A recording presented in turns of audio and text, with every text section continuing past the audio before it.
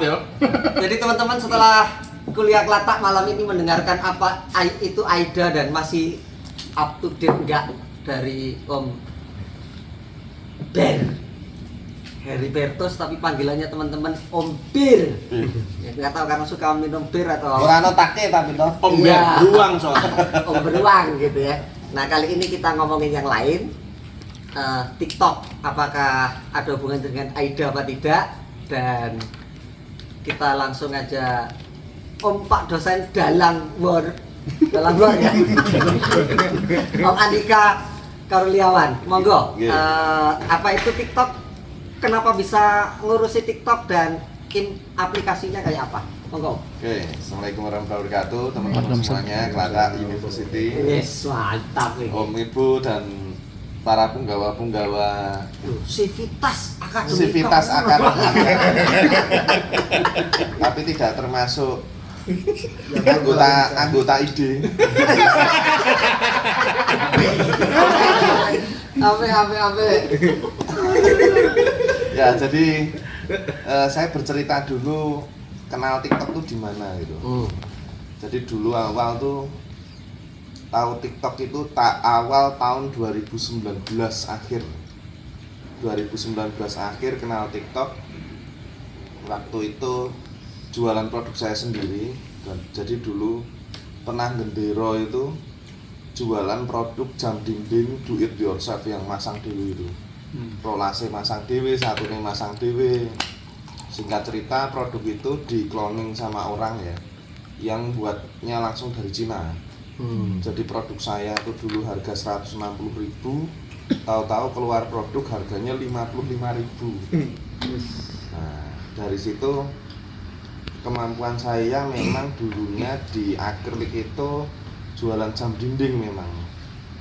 Nah, akhirnya di TikTok ya terutama. Jadi dulu awal tuh main Shopee, Tokopedia, Lazada, macam-macam, Bukalapak. Nah, TikTok ini baru nih. Nah, kemudian singkat cerita istri itu tuh seorang fans K-pop. Dia tuh ARMY ya, fansnya BTS. Nah, karena terlalu gila dengan BTS itu, dia minta dibuatkan jam dinding mukanya Jungkook. Jungkook itu salah satu anggota personelnya BTS. Jongkok ya. Nah, waktu itu saya cuekin dan jadi saya kono karo Lina we karo adminku gawe. Dan dibikin, dikontenin. Selama hampir 4 bulan itu saya ngonten tuh nggak pernah FYP. Lah kok ngonten jame sing aku gak gawe iki malah FYP. Dan waktu itu saya ingat betul laku hampir 87 pieces. Dan dulu belum ada TikTok Shop. Jadi dulu masih masa link itu dilarikan ke Shopee. Jadi pakai link tree di Shopee. Admin itu kan setiap hari laporan ya. Munggah signifikan produk apa kuwi? Produk jame Mbak Ratih, Mas. Hah? Kok ngono apa payu aku ngono. Kok ngono apa payu. Nah, ternyata saya cek TikTok view-nya itu hampir 1 juta waktu itu. Ya. Dan itu masa saya belum tahu ada temen yang ngerjain konten di TikTok, teman bisnis yang ngerjain konten di TikTok. Nah, saya ulangi lagi, wis saiki personale BTS ono piro digawe kabeh rupane.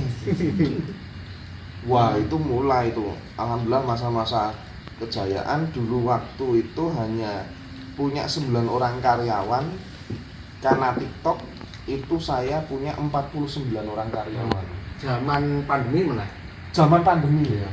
Jadi zaman pandemi. Alhasil saya menciptain apapun tentang K-pop. Apapun tentang K-pop saya adain. Jadi Mas tuku lightstick K-pop gitu. Oh iya, piro regane sak euro? Waduh, kok larang ngono. Dan itu kan lightstick kan hanya dari Korea itu jualannya. Jadi memang beli pre-order dari Korea. Nah, hasil singkat cerita kita jadi market leader untuk produk K-pop sedunia. Karena sekarang kita ngirim ke 8 negara di dunia. Amerika barangnya loh tapi. Barangnya dikirim tekan Amerika, Meksiko, Filipina, tur barangnya. Nama-nama orangnya. Ora, jeneng perusahaannya. Iya kan nama dari perusahaan. pengirim. Wonge urung dah. Wonge urung. Nama perusahaan. Kowe ya urung ya.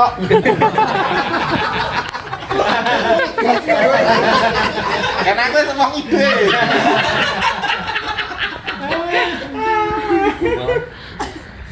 Terus ya udah waktu itu dan saya mengembangkan, saya memang suka riset kenapa kok terjadi seperti itu. Itu saya bongkar algoritmanya.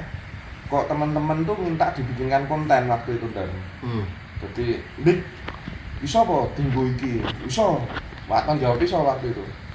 Bikin konten kok naik gitu. Iso ora gawe nggo iki, nggo herbal, iso. Iso ora dienggo perumahan, iso. Nah, dibikin iso.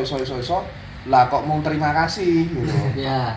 Nah, hasil saya tanya referensi teman-teman yang punya agensi, gawe agensi iki piye to gitu. Ya alhasil punya agensi akhirnya dan alhamdulillah dari situ bisa memperkerjakan hampir 25 orang waktu itu agensi saya, lagu agensi itu.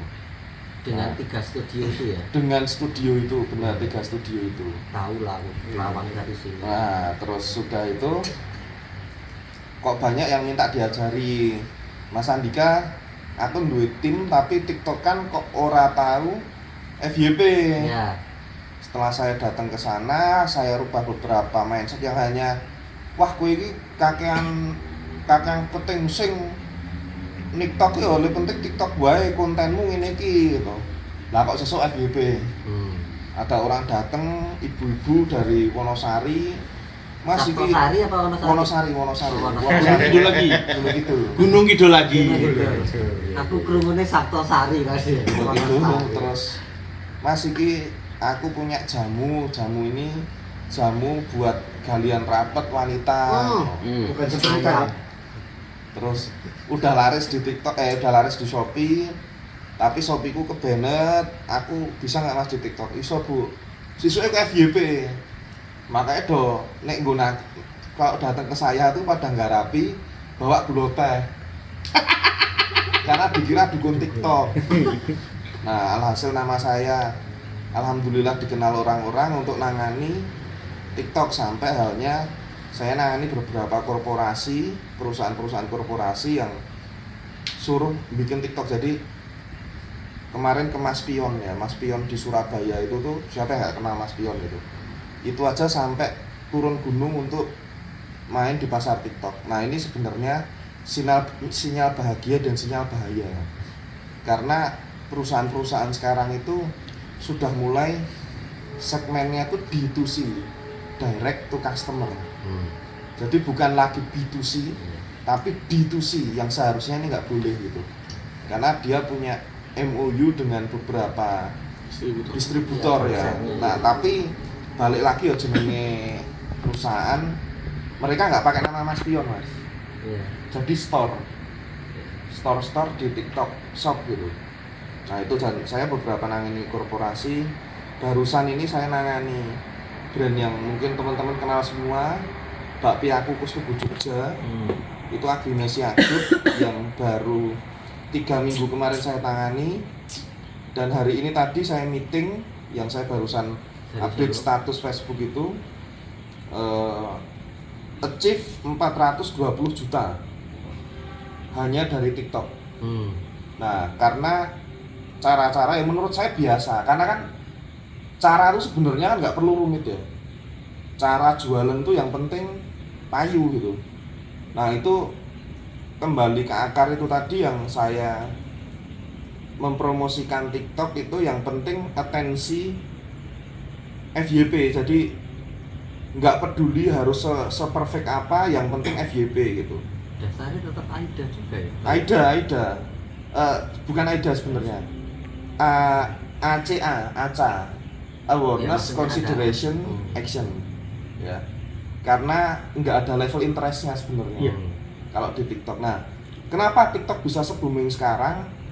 Karena keranjang kuningnya yang memabukkan. Jadi keranjang kuning TikTok itu yang namanya shortcut funneling. Kalau kita scroll di sosmed ya FB Ads, IG Ads, kita scroll, kita landing page, kita ngisi form, chat WA, payment.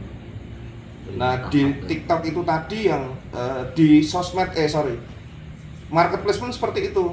Scroll marketplace, direct search ya, kemudian pilih tipe dulu biasanya, pilih tipe, isi form, payment. Nah di TikTok ini yang lihat, isi, payment. Jadi yang tadinya 5 step jadi 3 step. Itu yang membuat TikTok itu memabukkan. Dan terlebih lagi, jadi ibarat kata 100% audiens TikTok ya, itu terbagi dua, ada 10%, ada 90%. 10%-nya itu smart people, 90%-nya itu non smart people. Nek basa kasare stupid people. Tapi stupid sing dedet gitu. Nah, perkorone kita mau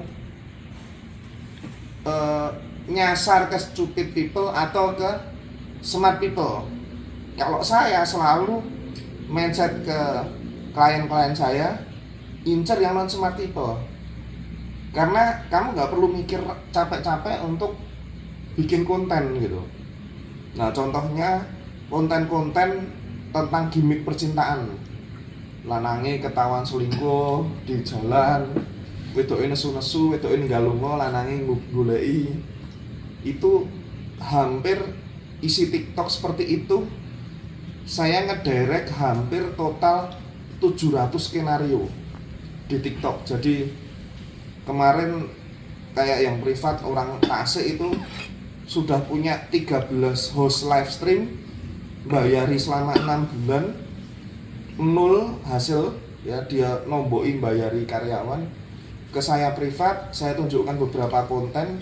Ada yang satu video itu ngomset sampai 127 juta satu video, dan videonya rame jaji. Jadi nek delok mungkong ini iki iso ngomset sakmono. Ah iya wong ngono kuwi. Nah, FYP, tapi nggak terlalu parah om, FYP-nya cuma 120 ribu, tapi omsetnya 127 juta. Kontennya konten non smart people tadi. Yes, pokoknya receh itu tadi. Konten wong wedok nesu karo lanange, wedoke njaluk medun motor, lanange bablas, ditekani lanang liya, numpak motore lanang liya mau digawa minggir, digawa lunga. Kontennya hanya seperti itu. Produknya apa? Kaos. Malah konten kaosnya malah nggak kelihatan nih. Iya, kaosnya yang dipakai si cowok yang terakhir jemput itu tadi. Kro kaos mau lu. Aida juga berarti kan? Aida kaosnya keren. Iya. Irisannya benar. tetap ada itu, irisan Aida itu ada. Nah, itu yang karena ada keranjang kuning itu yang memabukkan itu, orang enggak mikir beli gitu. Maksudnya orang mikir ya seneng untuk kue gitu. Sing loro mau sing cowok emang ganteng apa ora? Nganggo helm deh. Ora ketok. Tapi ora Nek ganteng kan otomatis mergo gantenge ngono lho. Motornya putih. Ada call to action enggak ada? Enggak ada tuh keranjang tuh di TikTok. Enggak ada. Nah, itu yang membuat Om, ini kita udah sekarang viewer stabil di angka 100, omset naik, Om, makasih Om gitu. Nah, itu yang orang kadang terlalu overthinking ketika ngonten itu. Nah, stop overthinking, mulai ngonten gitu. Nah, itu yang selalu saya direct ke klien-klien saya. Bahkan si Pak Pia Kukus tuh ke Jogja ini baru ngaktifin TikTok Shop tuh sebulan yang lalu. Jadi baru, tokonya baru, akunnya nggak pernah disentuh ya.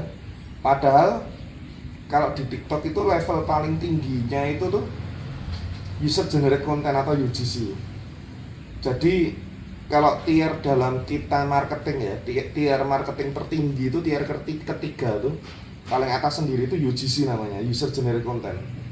User generate content ini misalnya mau balik ke Amerika, terus konten cerita tentang Amerika. cerita tentang Amerika, itu UGC tentang Amerika. umuk ro koncone ngece koncone ngono kuwi. Masa dilari-lari. Kemelinti lah ya. Kesimpulannya. Kemelinti tentang Amerika. Oh, UGC Amerika. Yang membuat orang itu nganu. Sebel, tapi pengen mangkat Amerika. Emosi ya. Emosi.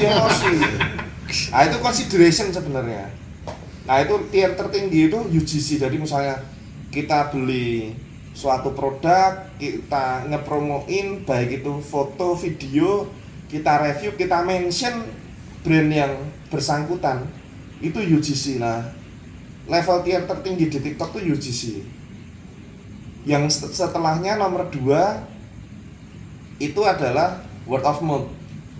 Jadi menyarankan orang untuk berbelanja di sana gitu. Kalau UGC kan nge-review secara nggak sengaja, lagi makan di toko A, foto, upload story IG, itu UGC. Nah, level UGC itu yang membuat gilanya mendapat atensi dari penonton adalah biasanya orang tanya, misalnya kita lagi foto di HH misalnya, di HH Ocean, yang dia gue itu UGC.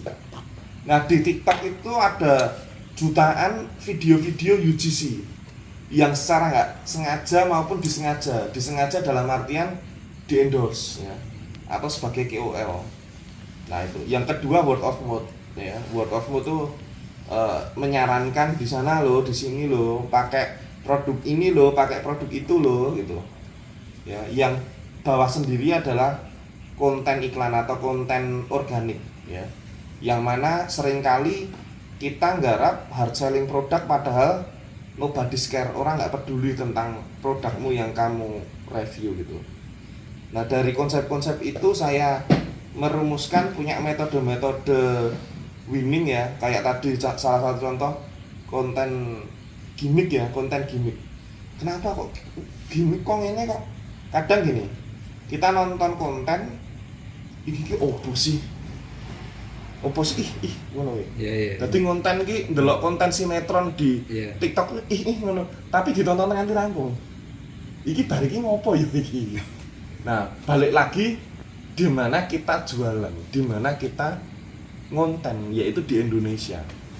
Wong Indonesia iki kepo.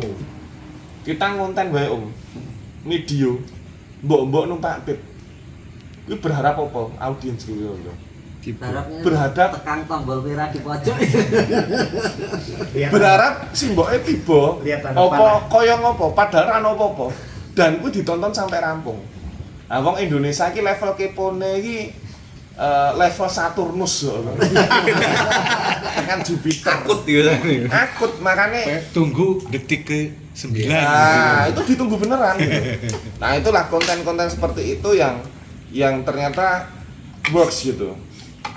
Dan ada di meme di akun-akun meme gitu ya, pada reupload itu sebenarnya ini skenario yang saya bikin untuk beberapa ini. Makanya kayak kemarin Pak Piaku Ustuku Jogja, kontennya saya sarankan konten review makanan legend di Jogja gitu. Nah, makanya kita bagi strategi untuk bisa achieve, dan alhamdulillah laporan tadi ini kita ditarget sama ibu sama ownernya 620 juta dan kita nyampe sekarang 420 juta belum sebulan jalan. Nah, itu yang alhamdulillah bisa bermanfaat gitu ya.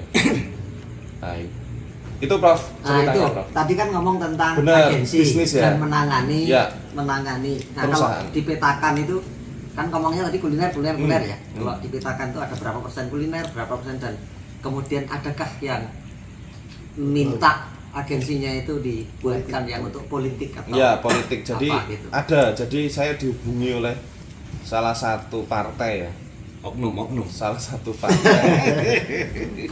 partai untuk mengolah Inisialnya aja. Misalnya PKS misalnya apa bukan inisial gitu. Inisialnya PAN misalnya. Bukan PAN. Inisialnya Moncong. Nah, itu. harapannya semuanya saya garap loh. Iya. Kaki satu di partai A, kaki kanan di partai B gitu. Sementara 9 partai ya. 9 ya Prof? 9. Nah itu yang saya lihat kalau di politik ini yang paling works itu sementara ini Erick Thohir.